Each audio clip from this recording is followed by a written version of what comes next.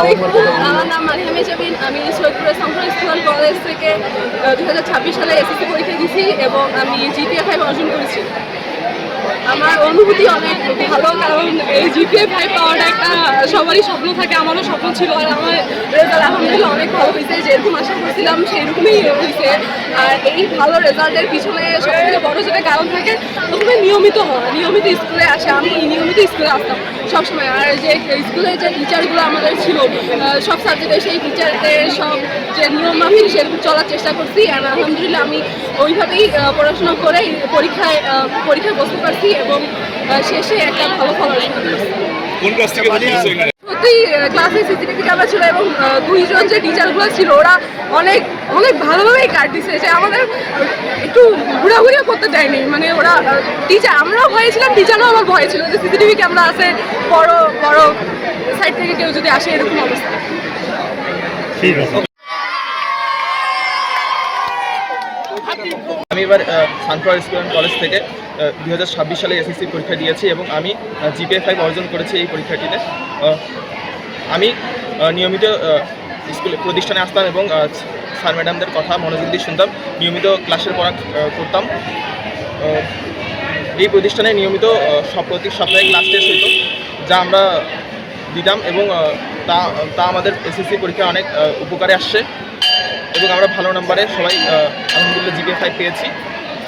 এই জিপিএ 5 পাওয়ার পিছনে আমাদের বাবা মা এবং স্যার ম্যাডামদের অনেক বড় অবদান আছে এবং আমরা মোবাইলে কম সময় দিয়ে, মোবাইলের শক্তি থেকে দূরে থেকে বইয়ে বেশি সময় দিয়েছি, তাই আমরা এই ফলাফলটা অর্জন করতে সক্ষম হয়েছি।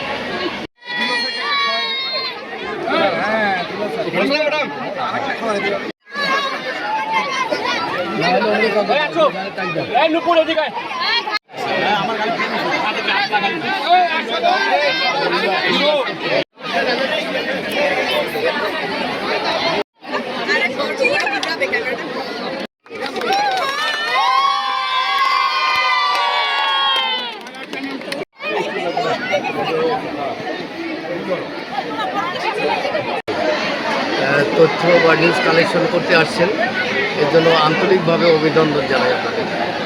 আমি নিজেকে খুব গর্বিত বোধ করি, এই প্রতিষ্ঠানের জন্মলগ্ন থেকে আমি জড়িত আছি। এই প্রতিষ্ঠান বরাবরই ভালো করে আসছে।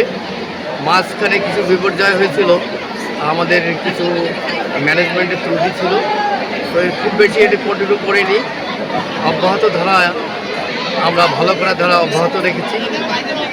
আর এবার যে ফল বিপর্যয় ঘটছে, বিশেষ করে দিনাজপুর শিক্ষা বোর্ডে অব্যাহত টানা 4 বছর ধরে তাদের ফল বিপর্যয় ঘটছে এবং কল্পনাতীতভাবে মানে পাস না করা, শূন্য পাস করার যে ঘটনা, এই বিভাগে 18টি শিক্ষা প্রতিষ্ঠান থেকে কেউ পাস করতে পারবে, খুবই দুঃখজনক। তবে আমি মনে করি বিপর্যয় বিষয়টা হলো অনেকটা শিক্ষা প্রতিষ্ঠান কর্তৃপক্ষের ওপর তদারকি ব্যবস্থা যদি ঠিক থাকে, শিক্ষকরা যদি আন্তরিক হয়, তাহলে শিক্ষার্থী এবং অভিভাবককে তারা সচেতন করে তোলে এবং তাতেই তাদের রেজাল্ট ভালো হবে। কোথায় কী বিপর্যয় ঘটলো, কে আসতে পারলো না,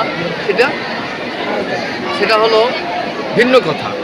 তবে আমরা যে নিয়মকানুনগুলো মেনটেন করি, সেটা হলো কোনো শিক্ষার্থী যদি 1 দিন বা 2 দিন না আসে, তাহলে আমাদের যে টিম আছে সাব কমিটি, সেই টিম সেই অভিভাবকের সঙ্গে যোগাযোগ করে তাকে নিয়ে আসার ব্যবস্থা করে এবং অসুস্থ বা অন্য কারণে হলে তাকে চিকিৎসা দেওয়ার চেষ্টা করা হয় কলেজের তরফ থেকে। আমি যেটা মূল কথা বলতে চাই, বিপর্যয় হলো সার্বিক বিষয়, কিন্তু শিক্ষা প্রতিষ্ঠান আপনারা দেখেন ব্যতিক্রম বাংলাদেশের আমাদের পাশের উপজেলা শ্রীবন্দরে 242 জন 843 জন পরীক্ষা দিয়ে সবাই জিপিএ 5 পাইছে। It is not a matter of joke. এখানে দেখা যাবে তাদের ইন্টারভিউয়ে যেটা দেখা গেল যে এত আন্তরিক শিক্ষক এবং শিক্ষার্থী যে কল্পনা করা যায় না। আমাদের ইচ্ছা আগামী দিনে সেই পর্যায়ে আমরা যেতে পারি কিনা, এর জন্য বিশেষ পদক্ষেপ নিচ্ছি এবং ফল বিপর্যয় কী ঘটল তা নয়, আমরা কি করলাম সেটাই হলো বড় কথা। ইনশাআল্লাহ আগামীতে আমরা খুব ভালো করব।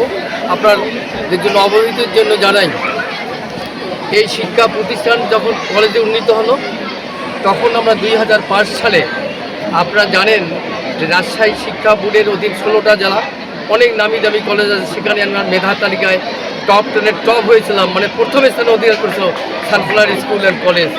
এটা নটে মানে খুব সাধারণ ব্যাপার নয়।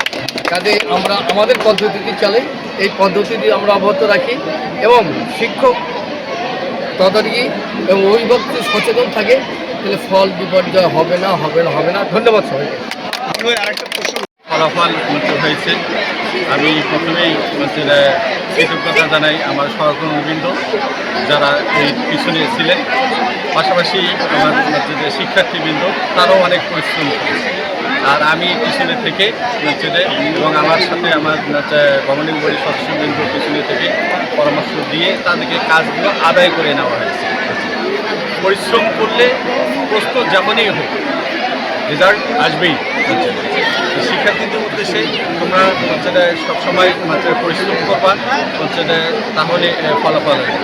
যে বর্তমান যে যুগের চাহিদা একটা পাবলিক ভার্সিটিতে ভর্তি হওয়ার যে কম্পিটিশন, এটাকে যোগ্য করে তোলার যে মানসিকতা ছাত্রছাত্রীদের আমরা তৈরি করতে পেরেছি বলে আমার মত হয়েছে। আমার আপনার শিক্ষকবৃন্দ অনেক পরিশ্রম করেছে।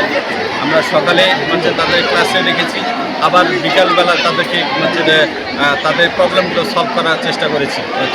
এর ফলে আমাদের শতভাগ না হলেও 99.07% পাস পেয়ে শহীদপুরের দ্বিতীয় স্থানে অবস্থান করেছে। তো আমি কৃতজ্ঞতা জানাই সকলকে। এই ধারাবাহিকতায় আমাদের ধরে রাখতে হবে। আগামী যে দিনগুলোতে আসতেছে নতুন শিক্ষা ব্যবস্থা অনেক প্রয়োজন এসেছে।